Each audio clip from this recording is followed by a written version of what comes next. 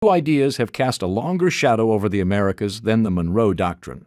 In 1823, the United States declared the Western Hemisphere closed to further colonization. Although it lacked the military strength to enforce such a bold claim, the declaration marked a pivotal shift in American foreign policy. It emerged during a moment of geopolitical uncertainty. Latin American nations were gaining independence from Spain, while European powers, particularly Spain, France, and Russia, were rumored to be considering renewed intervention.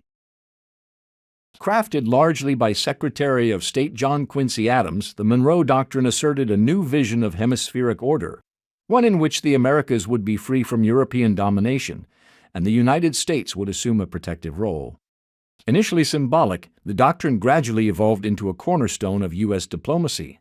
It was celebrated as a shield for newly independent Latin American nations, promising solidarity and a hemispheric defense against foreign powers. Over time, however, the Monroe Doctrine shifted from a policy of protection to one of influence.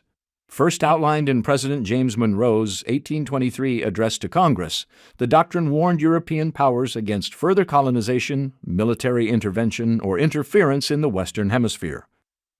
Monroe stated that the United States would view any such actions as potentially hostile.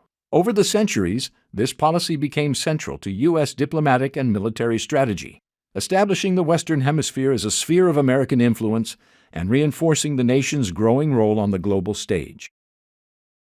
On April 2, 1982, Argentina reclaimed the Falkland Islands, located 1,521 kilometers from Argentina and 12,955 kilometers from Britain, asserting sovereignty over territory occupied by Britain since 1833.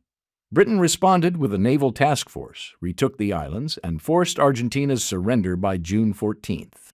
Nearly 1,000 lives were lost, including hundreds of Argentine soldiers and British servicemen. During the conflict, the Monroe Doctrine resurfaced as more than a historical statement. The war exposed its ambiguity.